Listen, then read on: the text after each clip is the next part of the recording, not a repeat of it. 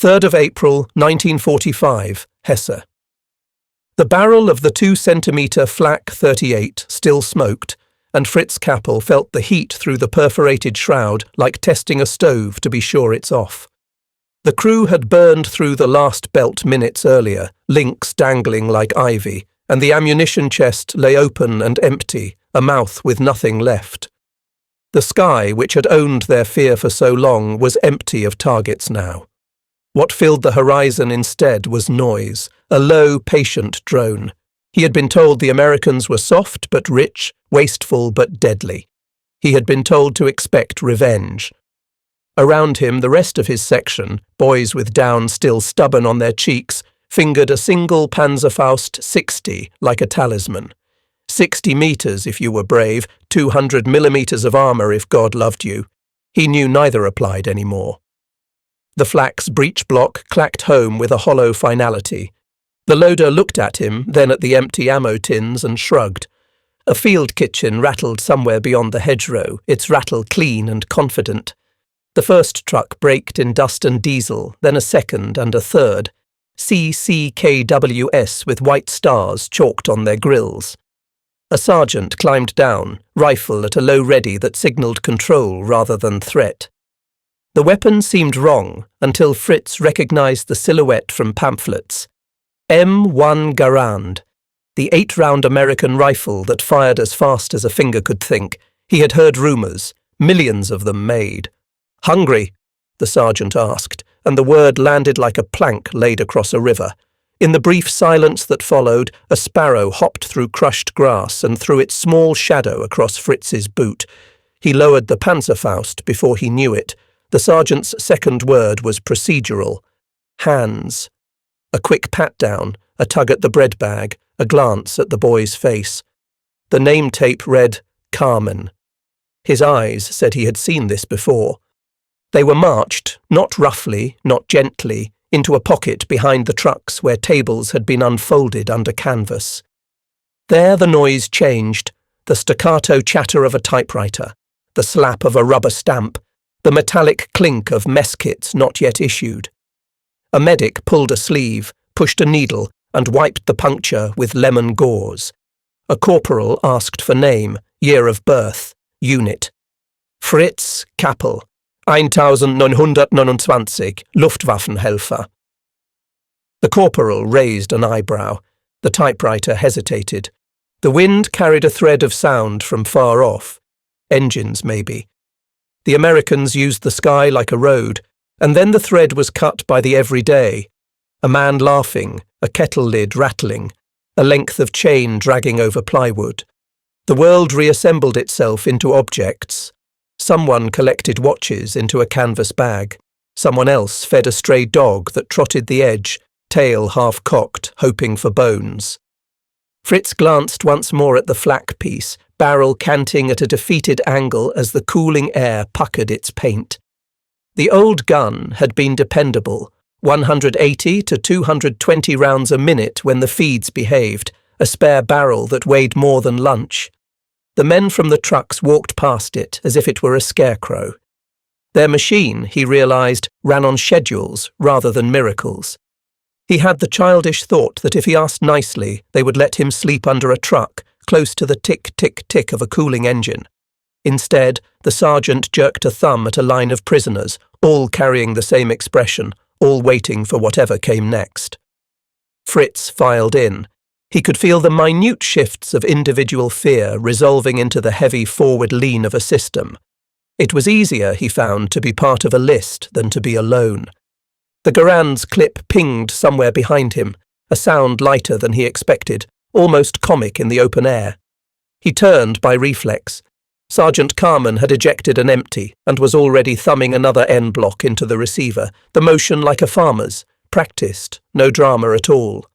The bolt snapped forward with purpose. Fritz thought of his mother, of the way she pushed a window closed when rain blew, with that same exact economy of motion. "Mess line that way," the sergeant said, pointing toward the field kitchen, and for the first time since the sirens over Essen, hunger arrived without shame. They set the folding tables under canvas, squared the corners against the wind, and made a battlefield out of paper. Fritz Kappel stepped forward and learned surrender was a sequence. Hands to the table, pockets turned, the sting of delousing powder. Somewhere behind him, a typewriter began to talk. The ribbon ink smelled metallic. Each letter punched a hole where panic had been. Name: Fritz Kappel. Year of birth: 1929. Unit: Luftwaffenhelfer. The corporal glanced up, seeing a boy where the form expected a man. He wrote it anyway. A medic flicked the glass of a syringe and pushed vaccine into Fritz's arm, then another. Lemon gauze. A stamp thumped down. Received. Across the table, Staff Sergeant Joe Carman signed for prisoners as if for rifles. Serials, totals, condition noted. He had done this in North Africa. The motions showed. The office of the Provost Marshal General had a doctrine for everything, even this. Under the 1929 Geneva Convention, prisoners would be maintained, paid, and put to work under rules. Fritz didn't know the language, but he recognized the tone. It felt like rails laid where panic once scattered men into ditches.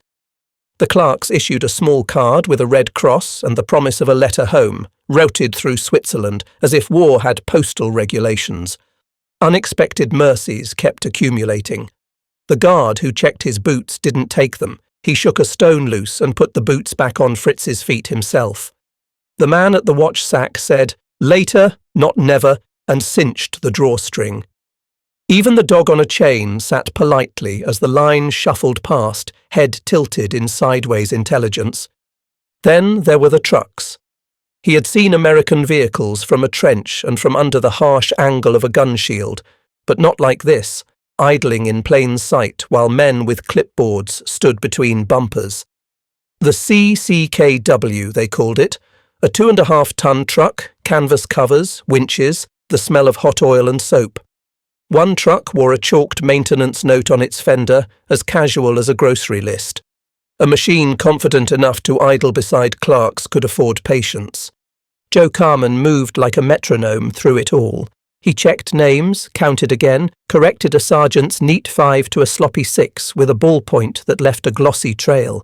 He called a medic for a boy gone pale. He spoke German learned under desert sun, language as a tool. You will work. You will eat. You will not run. If sick, say it. When he saw the Panzerfaust slung like a superstition across a prisoner's back, he relieved the boy of it with a nod. What little Fritz understood came to him in the details. The rubber stamp with its clean self-inking thud. The ledger columns, name, number, condition, remarks, like a catechism. The field kitchen measured out stew with a ladle that could have served at a wedding. He signed a page he couldn't read and left a thumbprint where a signature would have gone. "Camp assignment to follow," said a lieutenant with coffee on his breath. The man wore an Army Service Forces patch, gear wheel and cannon barrel, use and order bound together. He slid cards into sequence and clipped them with brass jaws.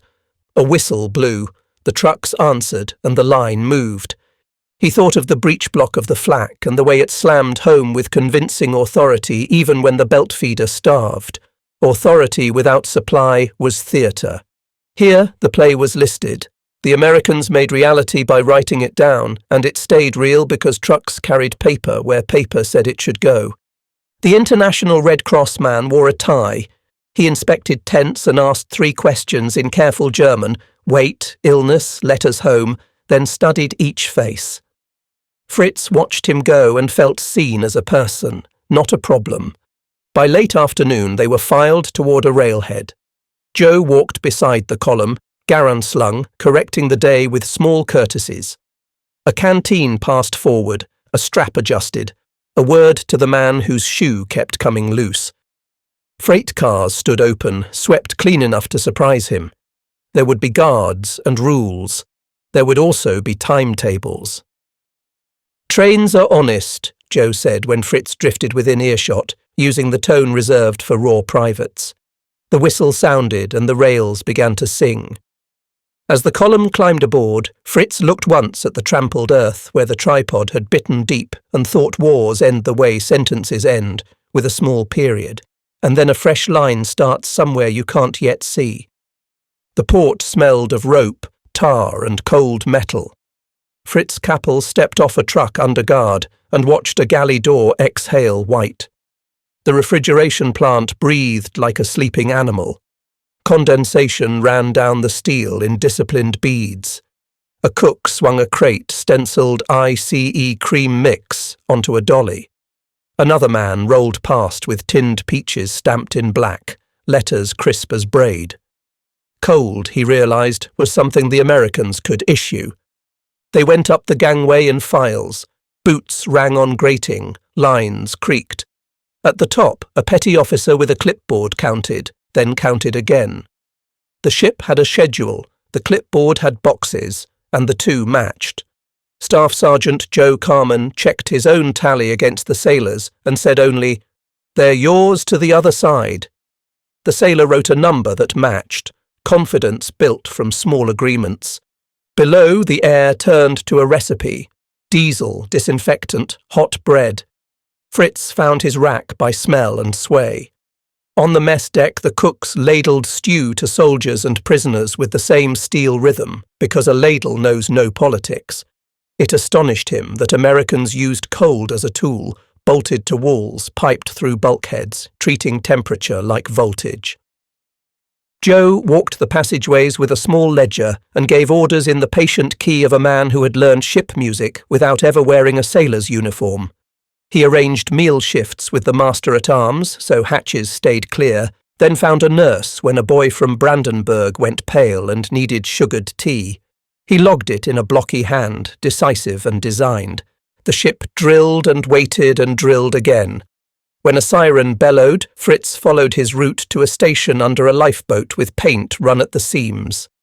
Life jackets buckled in a way his fingers soon remembered. At night, blackout curtains fell, and he tried to hear the sea through the ventilation's steady lungs. The hum of the refrigerating plant kept returning, a domestic sound smuggled aboard a war. When the sea showed teeth, the system showed rails. Someone had figured the angle of sway and the number of trays that could be loaded without slop. Someone had timed how long it took to cycle 2 lines through the mess before seasickness made a liar of good intentions. A bosun chalked footprints under lamps to tell green men where to stand. It wasn't kindness, though kindness lived inside it. It was competence. In a quiet hour, a sailor passed him an old newspaper. The photo showed a factory with cranes and rows of aluminum bones, captioned that Willow Run rolled out a finished B-24 roughly every hour at peak. An hour. 60 minutes. 1 bomber. Back home, his father's factory made bicycle parts and celebrated a good month. Numbers like weather. You do not beg mercy from the sky. That evening he stood with Joe under stars and asked if it could be true. Joe said it wasn't always pretty and it wasn't always on time, but yes, the line had run like that when everything clicked, machines fed by machines until numbers started sounding like forecasts. "You can plan around weather," Joe said. "You can't plan around luck." They reached the other side without incident history bothers to remember, which means the things that could have happened did not. Dockhands threw lines, tugs shouldered them toward a pier busy with forklifts and foremen. Stateside air smelled different, drier, with a ghost of grain. The prisoners formed up between chalk lines, and a chaplain offered a prayer short enough to respect the schedule and long enough to hear. Rail cars waited, doors yawning. Down the track, a refrigerated boxcar wore frost around its latch like chalk flowers. Somewhere a yardmaster argued with a timetable and won. Fritz climbed into a car, swept clean of nails, and sat with his back to the wall, feeling the wood warm under him. He did not yet know the camp's name, only that the journey had shifted from ocean to organised land. He fell asleep to the click of couplers and dreamed not of tracer arcs, but of a door sealing with a rubber hiss, of a country that could make winter on demand and pass it out with a ladle. He woke before dawn, certain of a thing he could not yet phrase. If the enemy could marshal cold like that, it could marshal mercy too, at scale, on purpose, as standard practice. The thought frightened him more than any night bomber, because it implied the war had been decided in rooms with ledgers and gauges. They brought the column through a stateside processing camp that smelled of cut grass and boiler steam, and the first American building Fritz Kappel truly entered was a canteen. Fluorescent lights hummed above glass-front coolers. Chalk on a blackboard listed prices in camp scrip, as matter-of-fact as math. Coca-Cola 5 cents, ice cream 10 cents, stationery 3 cents. The air held the chill of refrigeration and the sweeter note of syrup. The line shuffled, and a blond boy pressed a scrip chit into his palm, earnings from a morning detail unloading lumber. "Kauf dir was," the boy whispered. "Buy yourself something." The Geneva Convention lived here as practice. Under its rules he would be maintained, paid, and permitted to work. He had not expected rules to taste like vanilla. The counterman wore an apron and corporal's stripes. He popped a bottle. The cap hissed like summer. Fritz sipped. Bubbles interrogated his tongue. The ice cream came stiff in its bowl and held its shape like a drill square. He spooned once, twice, laughed, then bit his lip. Staff Sergeant Joe Carman stood a discreet distance away, saying nothing. He tried to give the empty bottle back. The corporal pointed at a bin marked returnables and tapped the sign with a smile that belonged to no uniform. Fritz touched the rim, then placed the bottle where it would be counted, washed, and returned to circulation. That was the point. Everything moved in tracks: bottles, pay, prisoners, trains, and because it moved, nothing had to be crushed into stillness. Afternoons meant assignments. A bulletin board clicked as a clerk thumbtacked work details. Farm, timber, warehouse. Pay, 80 cents per day in scrip for agricultural work, wage scale posted in clean type. Orientation was plain as an order. You work, you eat, you follow rules, you write home. A Red Cross man announced mail schedules and said print clearly. He spoke tidy German, consonants like polished buckles. Fritz's first job was at a warehouse, stacking tinned goods that smelled faintly of their labels: peaches, beef, coffee, something called spam that made the air salty even through the tin. Pallets bumped, hand trucks squeaked. A foreman counted aloud without looking down. At noon, the warehouse men shared the shade with guards and prisoners who sat apart because rules were rules and comfort was sometimes obeying them. Sandwiches unwrapped with wax paper size, coffee steamed in a way that made the day's heat seem organized. Joe signed his name many times, initials finding their corners on forms that married men and motion. He checked the perimeter with a lieutenant whose boots were too new, then corrected a report that had left medical stocks blank. He visited the canteen last. The corporal wiped the counter and asked if he wanted anything. "Not yet," Joe said, and looked at the bin of returnables as if the word were a blessing. That evening the library opened. A German grammar, magazines with refrigerators and smiling families, a thin book about baseball whose diagrams looked like a radio schematic. Fritz ran a finger along spines and stopped at an atlas, tracing rail lines like veins from a heart. He thought how strange it was that order could be kindness, and how even a rule he did not choose could feel like a promise if it stayed kept. He wrote to his mother that night on government stationery, letters blocky and careful. He did not lie. He said there were guards and rules and work, that he was treated, that he had eaten ice cream, that a Coca-Cola could be bought with a chit for labour, and that he had to return the bottle because even abundance preferred to keep count. He did not say the word paradise, but he thought it when the mess hall steamed and someone laughed without flinching.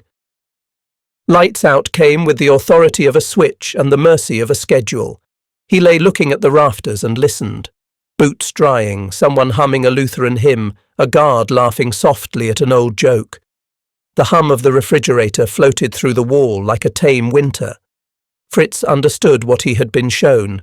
A nation that can serve cold at will can make mercy habit and policy. In the morning, the board would click again, the scrip would change hands again, and he would work under a sun that felt less like punishment and more like time. He slept with the sweet ache of sugar and dreamed of a line that never ran out of bottles, never ran out of bowls, never ran out of patience, an assembly line for decency that, from far enough away, resembled victory itself. Major Samuel Adler switched on the green-shaded lamp, and the map woke. Pins showed roughly 700 camps, red string ran to railheads, grease pencil boxed the harvest counties that would cry loudest if Labour failed them. Adler slid his chair in and opened a ledger to columns that had become the war's second language. Tonnage, calories, trains, inspections. He began with soap. A requisition from a Midwestern depot called for another carload of bars and paste. Soap mattered because morale and health rode on it. He traced a finger to the factory, checked the car allotment, approved. Next came canned fruit, then medical gauze, then stationery. When he reached the sheet for canteen refrigeration, he paused and smiled. He briefed a visiting colonel who cooled as the picture assembled. "We are running a moral campaign on a logistics chassis," Adler said. "Office of the Provost Marshal General administers, Army Service Forces moves, International Red Cross audits, camps deliver labour where agriculture needs bodies. Do this right, and a boy on a Kansas beat row eats as surely as a corporal in Normandy." He tapped the board with a ruler. He pointed to the fleet numbers because numbers were the argument. The United States had put more than 2.4 million vehicles into service. The 2.5-ton CCKW was a nation on wheels. Germany still used millions of horses. "Logistics is a vote," Adler said. "Aircraft. In 1944, our plants produced roughly 96,000 airplanes. German acceptances were just under 40,000, and fuel and pilot shortages clipped many of those. The colonel asked about guards and escapes, worrying decency might be mistaken for weakness. Adler showed the graph that mattered: low disciplinary rates and lower mortality in stateside camps, a curve that looks like competence. He pointed to work hours returned to agriculture and timber, numbers that landed on kitchen tables. "We do not run resorts," he said. "We run a system under Geneva that keeps order and feeds people." When the colonel left, the Red Cross inspector arrived with a briefcase that clicked. He asked after the infirmary, flipped ration sheets, and nodded at the library schedule. The two men shared the language of tables. A messenger brought newsprint samples for camp papers. A camp orchestra had requested strings and valve oil. The requisition reached his desk. He allowed it, thinking how music anchors a barracks at night. He denied another request for softballs because a shipment en route would satisfy 2 camps. Waste was banned by pride, not scarcity. He spent the afternoon scheduling inspections and shaping rail slots so perishable shipments touched platforms when labour was most available. He carved out 4 refrigerated cars for a southern base where heat could turn butter. He penciled "allocate abundance" in the margin, an instruction for dull days when paper threatened to become mere paper. At dusk, he walked the perimeter with the commander, watched a POW detail police its yard with tidy brooms, and noted drainage near the laundry. Beyond the wire, a field browned and a tractor pushed a line of row like a concept made visible. "What does success look like?" the commander asked. "Quiet," Adler said. "Quiet trains, quiet kitchens, quiet letters home." Back at his desk, he laid 3 overlays: vehicle production, aircraft output, POW throughput. The curves rose together like a choir. Not an accident. Planners tied efforts until the machine sang. Trucks to depots, to camps, to farms, to tables, to morale, to votes. He thought of boys who looked 14 and were listed as 17, and of how a nation can decide to be itself at scale. He closed the ledger and looked at the pins, each a place where a prisoner would be paid 80 cents in scrip for a day's labour that made sense to a farmer. He could almost hear canteen refrigerators over march cadence and mess kit clatter. Numbers, he told himself, were not cold. They were the vocabulary of care, when you meant to keep a promise to strangers. When he turned off the lamp, the map went dark and the window came up instead, a mirror showing his face older than he thought he had earned. Outside, a truck downshifted and another answered. Convoy sound rolled across the compound. He left with the sense there are wars you win with rifles and wars you win by keeping trains on time, and this one asked for both. After chow, the camp library offered paper gentler than sleep. Fritz Kappel lifted a newspaper that folded like discipline and stopped at a photograph. A boy in a limp raincoat, eyes red, mouth open, mid-confession. The caption fixed him, 16, captured in Hesse, April 1945. The pose felt familiar because grief makes kin of strangers. Fritz tucked the paper under his arm and carried it like a mirror he wasn't ready to face yet. He remembered the drill square where they learned the 2-centimetre flaque by numbers, load the 20-round box, keep the rate between 180 and 220 a minute if the feed behaved, swap barrels before accuracy wandered. The gun had a language boys could memorize. It made them taller until ammo ran out. In class, they passed a Panzerfaust 60, told to save it for the last 30 paces, and believed 200 millimeters of armor would open if you were steady. At a nearby table, men argued softly about honor. One had been Volkssturm for 8 days before capture. Another said he'd been a Luftwaffe helper since 15 and still had the calluses where the sight drum chewed his fingers. Staff Sergeant Joe Carman, passing with forms, heard enough German to measure the temperature and chose to walk on. In his experience, arguments cooled faster when no authority hovered. A chaplain spoke with a handful of prisoners in patient German about letters home and faith that bends without breaking. He had the gift of standing still without freezing others. Fritz asked if the crying boy would be all right. "He will be fed," the chaplain said. "He will be sheltered. The rest is a longer road." Back in the barracks, the talk drifted to equipment, sights, belts, recoil, the myth of a perfect rifle. A guard with an engineer's posture mentioned the M1 Garand without boasting. 8 rounds, 1 block clip, reliable in dust and rain. "We made over 5 million, he added, like saying they had 5 million good spoons. The number hung like an impossible weather report that explained why storms arrived on time. Fritz lay on his bunk and let numbers turn from slogans to climate. Rumour said the Americans had more than 2 million vehicles. The 2.5-ton truck alone carried a count that could darken a sky on paper. He had seen those trucks idle while clerks wrote things down. Back home, Germany still used millions of horses. Their breath had frosted his scarf on guard. It felt unfair to compare an engine to a ribcage. Wars don't grade on fairness. He wrote his mother, a canteen with an ice chest and a price board, 80 cents in scrip for warehouse work, a returnable bottle that went back to its bin like a citizen returning to vote. He said the guards were strict and predictable, a kind of kindness when you are always guessing. He asked about windows and whether the cellar still smelled of wet lime. He did not write the word paradise. Later, the camp orchestra rehearsed in a mess hall that became a theatre when benches were stacked.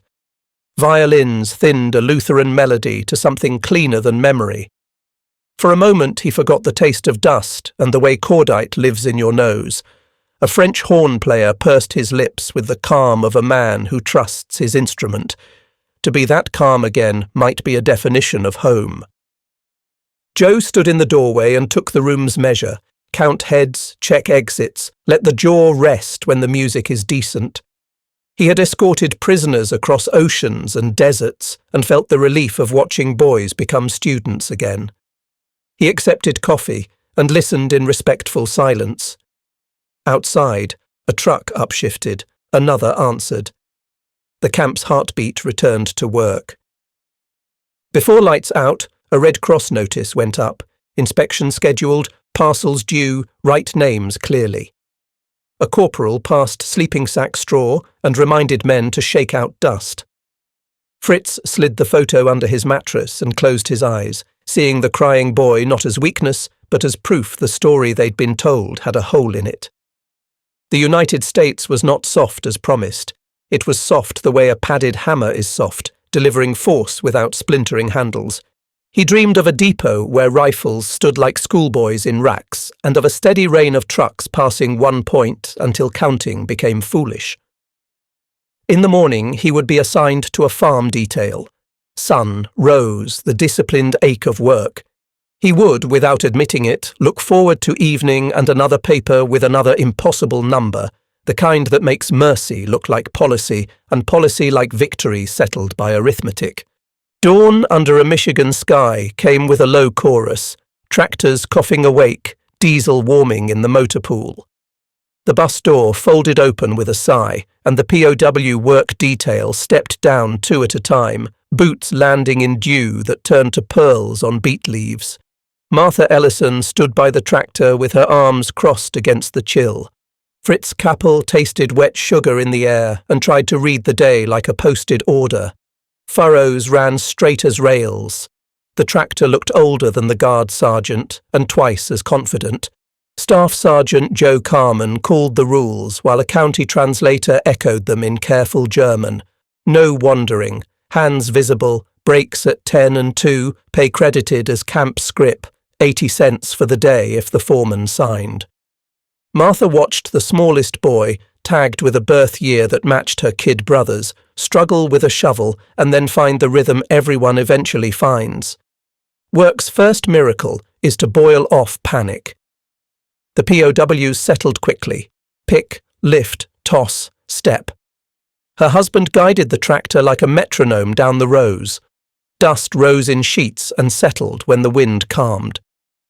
The farm revealed its own drill manual, passed hand to hand without ink. Joe walked the line without swagger, garand slung, mind alert. He kept an arithmetic of faces.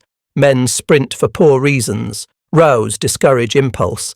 Geometry offers discipline the way fences offer direction. He set the day's cadence with water calls and small nods that said both "I see you" and "Don't make me see more." At mid-morning, Martha carried a bucket and a stack of tin cups, pausing with a nod at each boy, careful about distance. When she reached the smallest, she looked to Joe. He met her eyes and then looked away, which in their joint grammar meant permission. The water's chill wasn't industrial like the ship's humming belly. It was the honest cold of a well.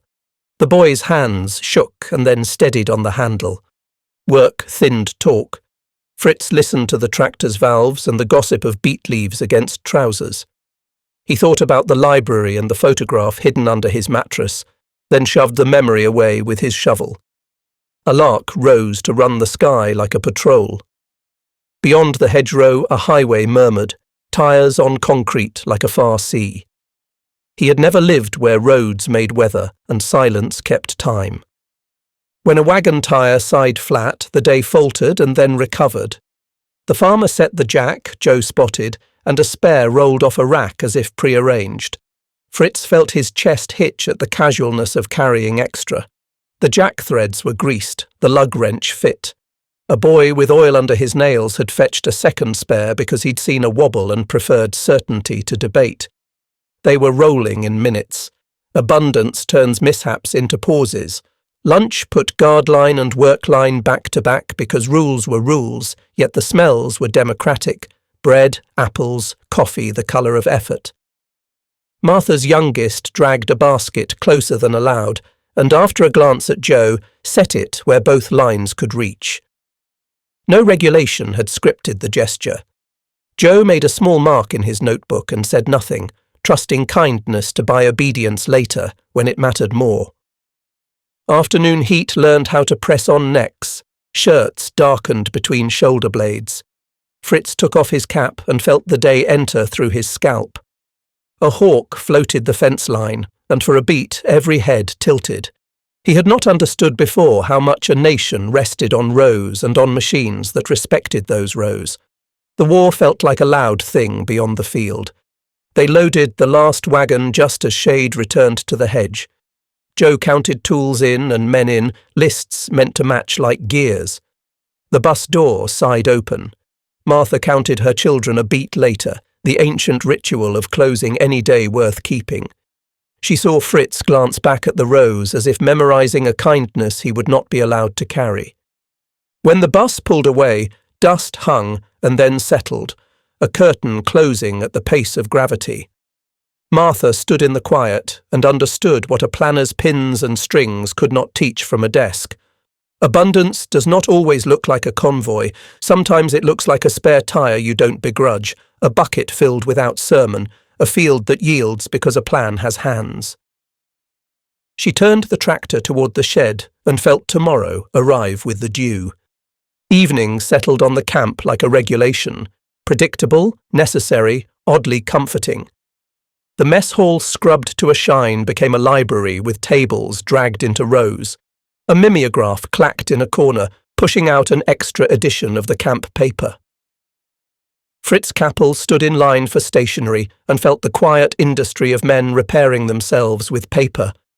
The canteen clerk, a corporal with a patient grin, slid a ledger across the counter and ticked off purchases: soap, chocolate, envelopes, 2 pencils, stamps.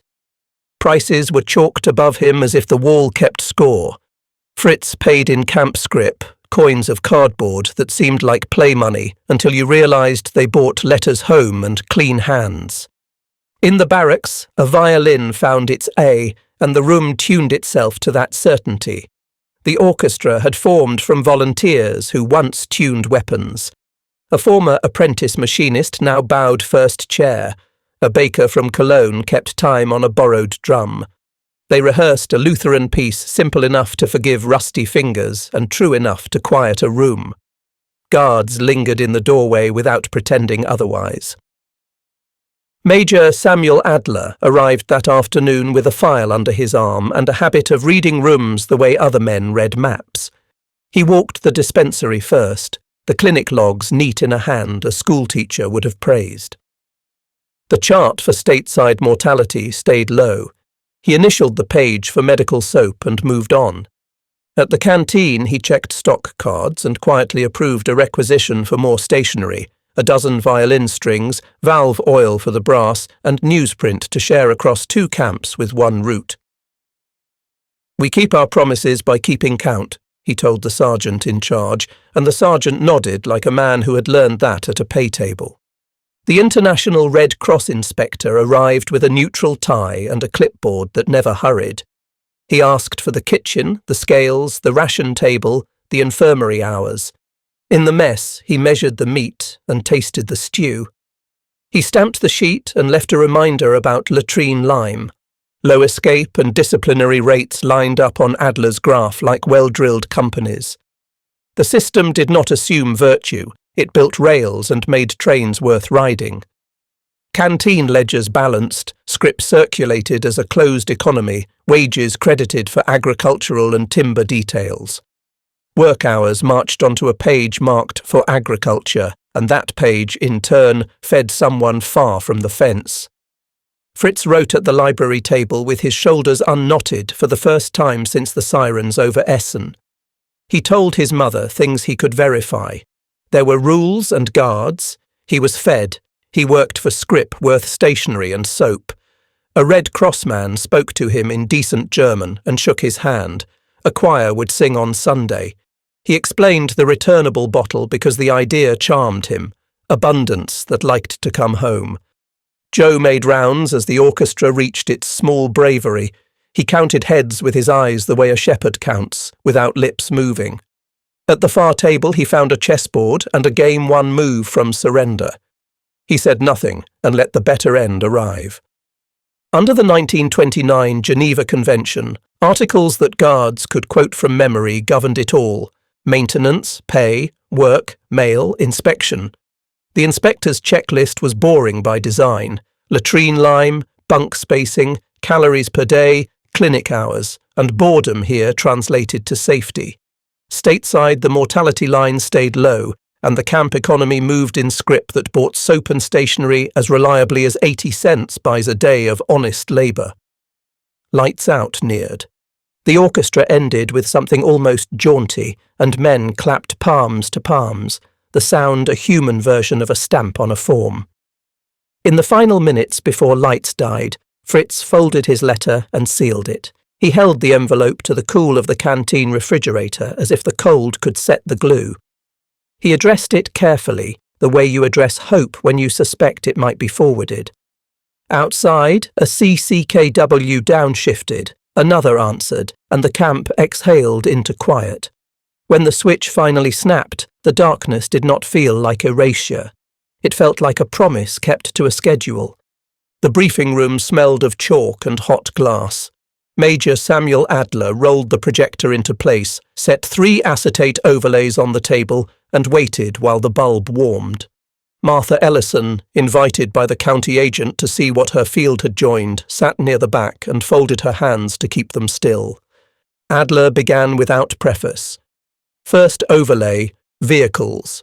A curve rose like a mountain chain. More than 2.4 million US military vehicles manufactured during the war, hundreds of thousands of them, the 2.5-ton CCKW. Adler tapped the shoulder of the curve where 1944 swelled. When you own the road, you own time. A note under the graph said what farmers knew. Germany still leaned on millions of horses. Engines do not tire at dusk. Second overlay, aircraft. In 1944 alone, the United States produced roughly 96,000 airplanes. Adler slid a thin bar across the image. German acceptances that year were just under 40,000, a number that shrank further under fuel famine and pilot losses.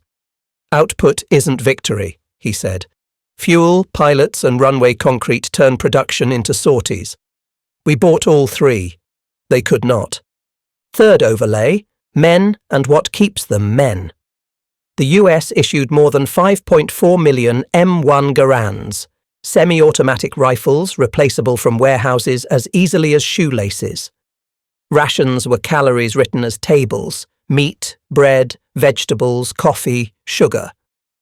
Adler traced a finger from factory to railhead to depot to mess line, then out the gate to farm ledgers crediting labour hours to counties. The chart made a loop. Inside it sat a nation that could afford to be orderly. Joe studied the figures with the calm of a man who had loaded too many trucks to be impressed by single digits. What surprised him was the overlay plotting POW throughput against harvest. The lines rose together, one enabling the other. In the margin were notes only planners enjoy: refrigerated cars positioned, ice plant capacities, Red Cross inspection windows so trains did not arrive during audits. Someone had scheduled coffee against fatigue. Martha translated the picture into rows.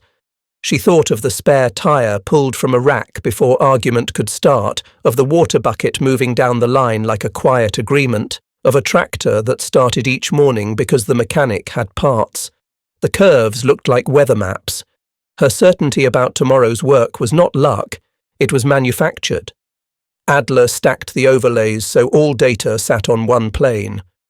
"We run a moral campaign on a logistics chassis," he said. "The 1929 Geneva rules are not charity, they are policy. We can pay in scrip, house in order, feed by schedule, because our factories make generosity scalable. Which is to say, we can afford it." He flipped a slide that drew a breath. Willow Run at peak, turning out a B-24 Liberator airframe roughly every hour.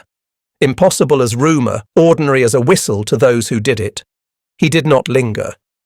"You don't argue with a ridge you intend to hold," he said, and moved on. A guard asked the question blunt men ask when numbers grow grand. "What breaks this?" "Bridges," Adler said. "Fuel, mistimed trains, men who stop counting. In the margin someone had penciled, allocate abundance. We break ourselves when we think we can coast." Fritz Kappel, brought with trusted workers to hear the translation, felt the floor tilt. He remembered rifles counted like spoons, trucks idling while clerks wrote things down, ice cream bought with a chit, a returnable bottle clinking into its bin. The wall display made those fragments into grammar. Relief and dread arrived together, because relief admitted defeat. As the lights came up, Adler summarized without flourish. We have processed on the order of 425,000 prisoners through roughly 700 camps, returned labour hours to farms and timber, kept mortality down, and maintained Geneva compliance under inspection. We fed them because we said we would and because we could. The result is quiet kitchens, quiet barracks, and fields that do not go hungry. He closed the projector with a soft click, like a breech locking home. On the walk out, Joe fell in beside Martha. "Make sense?" She nodded. "It felt like cheating," she said, then shook her head. "No, it feels like keeping promises." Fritz trailed them to the door and watched a convoy of CCKWS pass the fence in pairs, as if underlining the slide that still glowed in memory. The trucks rolled on, indifferent to revelation, because a well-run system prefers the sound of its own work to applause. Morning sharpened everything. A breeze lifted the laundry lines. Chalk marks looked whiter. Even the gravel seemed newly arranged. Staff Sergeant Joe Carman met the neutral-faced International Red Cross inspector at the admin hut with a salute that sounded like agreement. The routine began with weights, men queued at a portable scale, boots off, tags pinned to undershirts. Fritz Kappel stepped up, read his weight aloud, and felt something like a reset in his bones. Numbers here were a kind of promise. They toured the kitchen. The inspector measured portions, checked bread for weight, and lifted lids. The ration table, calories per day, broken into meat, grain, fat, and vegetable, matched practice on the line. The stove's heat felt organised, not frantic. The Red Cross programme followed the 1929 Geneva Convention to the letter. Maintenance, pay, labour rules, mail, inspection. Scales were verified, ration tables posted, clinic hours visible, parcel receipts signed. Stateside mortality remained low, and discipline kept to the book. In the canteen, prices in scrip were chalked clearly. Agricultural details earned roughly 80 cents per day that converted into soap, stationery, and the chance to write home. At each stop, the inspector asked for logs and found totals that matched hands. Infirmary next. Cases were ordinary. Blisters, a monitored fever, a sprain. Clinic hours hung where any man could see them. Delousing powder sat in brick-red tins beside the basin. In the barracks, bunks stood at regulation spacing. Latrines smelled of lime. In the library, the inspector glanced at a newspaper's date, recent, then set it back. At the canteen, a row of returnables gleamed. "Closed economy?" he asked. "Scrip only," Joe said. "Transparent," the inspector wrote. At midday, the choir rehearsed. In the mess hall, the choir held a Lutheran melody that steadied hands. Fritz sang and felt the room breathe together, a small order that no guard could manufacture. After lunch, the inspector walked the fence line and asked about guard relief cycles. Joe recited shifts by the book, weapons cleared on schedule, ammunition counted twice, truck keys locked and logged. He asked about escapes. "Few attempts," Joe said. "Fewer successes. No violence this quarter." The inspector wrote discipline stable. In the admin hut, ledgers lay open. Canteen stock cards, scrip tallies, work hour credits, parcel lists. Adler let the inspector read first, then answered only what the numbers could not. Inspections, he said, prevented drift. They reminded good men that systems fail quietly before they fail loudly. The inspector made one request: better drainage near the laundry. At the fence, the inspector noted drainage pooling near the laundry. Joe promised a trench by week's end and was already converting the problem into shovels, men, and an hour after chow. The note went into Adler's book with the same neatness as a rail schedule. The inspector closed his notebook and, for the first time, allowed a sentence without numbers. "You have made rules feel ordinary," he said. "That is difficult." Late in the day, parcels arrived, and distribution matched lists. Fritz received a packet that smelled faintly of soap and pencil wood. Dusk flattened the yard. The last entry in the diary of the day was the stamp on the inspection sheet, compliant. The stamp mattered beyond pride. It was the receipt for a promise kept in public view. Joe filed the copy under the month's tab. Adler put his away with the ease of a man who likes paper because paper can be made to behave. Fritz stepped into the choir's final chord and held it until the air forgot it had ever shaken. The lights came on as scheduled, not 1 second early, and the camp moved forward by the book. The headline went up before Reveille and caught its own light. Germany surrenders. Men stopped mid-step the way birds pause at a window's reflection. The guard line and the work line both drifted toward the bulletin board and then away, as if the words were too large for standing still. Staff Sergeant Joe Carman read the sheet like a man checking a map he had expected all along. The camp changed key by noon. Orders came down. Inventories, turn-ins, repatriation rosters to be verified and re-verified. A schedule board appeared with chalked columns, rail slots, medical checks, luggage weights, escort counts. Major Samuel Adler stood beside it with a pencil and an hourglass patience, turning separate obligations into a single plan. "We will close like we ran," he said. "By the book." Fritz Kappel walked to the canteen with scrip tight in his fist and bought what hope would carry: soap, chocolate, postcards, a pencil, a small envelope of stamps. Prices posted in chalk, steady as ever. The corporal rang him out, slid purchases across the counter, and stamped a tiny received that felt less like permission than a farewell. Fritz tucked the soap deep in his pocket as if warmth alone might use it up. In the yard, parcels stacked along a wall like sedate bricks. The Red Cross man sorted lists with a local schoolteacher's briskness. Joe watched men gather photographs that had lived under mattresses and books that had lived in hands. One boy held an English-German pocket dictionary as if it were a tool he hadn't finished learning to use. Martha Ellison arrived at the gate with a sack of apples. She looked at Joe. He counted the gift silently as part of the day's math and let it through.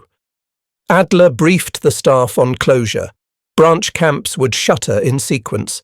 A note on the board nodded to the system's starting point. First POW train to Aliceville, Alabama, 2nd of June 1943, and to its near end when trains would reverse the flow. Medical checks would come first, then clothing issue, then baggage, then rail. "No skipping," he said. "We owe them the order we promised." After lunch, the canteen grew crowded. Returnable bottles clinked back into their bin with small, precise music. Prices did not spike. They never would. The corporal slid one last Coca-Cola across to Fritz without comment. He drank slowly, aware of the way cold worked against the afternoon, aware that he was memorizing a taste he might not meet again. He washed the bottle in the sink and set it in the bin like a salute. Joe handled the unglamorous part, collecting tools, signing custody receipts, walking the fence line to be sure hinges still obeyed. He stopped where drainage had been cut along the laundry and felt pleased to see gravel laid to keep the trench honest. He briefed guards that the last days could be the loosest and therefore the most dangerous, and he said it in the calm tone that kept young men from making excitement out of air. Fritz wrote a final letter at the library table, words careful as small steps. He described the bulletin, the apples, the bottle he returned, the soap wrapped in brown paper, the transport schedule posted like a train song. He did not write the word paradise, but he wrote a sentence that felt like it. "It is orderly here in a way that makes me want to be better than I was." He did not cross it out. At dusk the roster was read, car numbers, bunks, escort names. Joe called each man, each answered.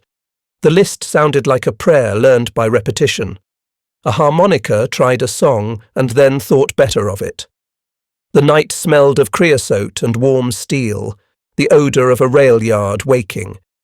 Morning moved with railway precision. Trucks from the motor pool lined up at the platform, CCKWS in patient pairs. The first draft boarded, luggage squared under benches, medical tags checked one more time. Adler stood with his clipboard and did not wave. He preferred the syntax of signatures. The train couplers clanked, settled, and the long body inhaled. As the line pulled away, Martha lifted a hand and then let it fall. Joe wrote the time in his notebook. Fritz put his palm against the window and felt the glass give back only what he gave it. He did not look for landmarks. He looked at the men around him counting their parcels without shame. Schedules and parcels, he thought, the two proofs that this part of the war would end the way it had been lived, by count, by care, by trains moving on time. The kitchen's windows were missing 2 panes, and cardboard trembled in their place when the wind remembered it had work to do. Fritz Kappel set a bar of American soap by the sink and waited for his mother to say something. Sunlight fell in tidy rectangles on the cracked linoleum. He tore the wrapper carefully and put the string in a drawer. The smell arrived before the lather, clean, fat, a little citrus. He rubbed his hands and felt weeks of farm dirt and warehouse dust become a pile of grey memory in the basin. "From the camp?" his mother asked. He nodded. "From the canteen." The phrase sounded like a place you could find on a map. He told her about order that felt like rails that did not pinch, about schedules that looped into food and food into work and work into letters home. He spoke of ice cream and a bottle that returned to its bin, of prices written in chalk that did not change with rumour, of guards who made rules feel predictable. He showed her the postcards and the pencil, the book that translated one language into another, one careful word at a time. In Washington, Major Samuel Adler sat under a bare bulb and delivered testimony to a Senate subcommittee.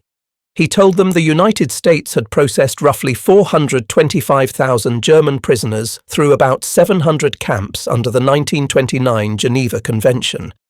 That mortality stayed low, that inspections were routine, that agricultural labour paid in camp scrip bought soap and stationery, that refrigerated cars and scheduled trains placed supplies where they were promised. He said the quiet outcome, no riots, few escapes, productive harvests, was the point, not an accident. When a senator asked whether the system had been too generous, Adler answered with arithmetic. In 1944, the nation built about 96,000 aircraft. More than 2 million vehicles moved supplies. Over 5 million M1 Garans armed citizens in uniform. Capacity like that made mercy cheaper than cruelty and steadier in the long run. Joe turned in his rifle at an ordnance cage that smelled of oil and old thunder. The armourer read the serial number into a ledger and slid the weapon onto a rack where it joined a nation's memory. Joe signed in 3 places, pocketed nothing, and walked outside into a thinner noise than the desert or the docks. He recognised the sound of a bass exhaling and found, to his surprise, that it suited him. A postcard arrived at the Ellison farm, the stamp ordinary, the handwriting careful. "Dear Mrs. Ellison," it began, and then, "Thank you for the apples." The writer said that the road home had been long, and that the rows in Michigan were straighter than the streets in his town. Martha read the postcard twice and set it under the salt cellar for safekeeping. She thought about the way a spare tyre had arrived before argument could start, and how the water bucket had found its path without words. The field was quiet now, but the rows still held the shape of the days the boys had walked them. In the ruined blocks near the railway, Fritz walked with his hands in his pockets until he could stop looking for shelter and start looking for errands. He bought bread with ration coupons and traded a cigarette for 2 nails. At night, he wrote a letter that kept rules had felt like rails, that schedules had tasted like bread, that a bottle, once emptied, returned to its bin as if dignity could be counted and reissued. He folded the sheet and slid it into the dictionary. He ended with a line that surprised him when he saw it on the page. They had so much they could afford to be kind. He hesitated over the word afford, then left it there because it was the truest word he knew. Years later, a freighter would carry him west with a work visa and a suitcase that smelled faintly of lemon. He would step onto a platform where trains kept their own time and feel the modest shock of recognizing a country by the sound of its refrigeration. For now, he turned off the tap and watched water spiral clean. In the last light, the sink shone like a small repaired idea, and the soap sat on its dish like proof that the war inside him had an off switch too.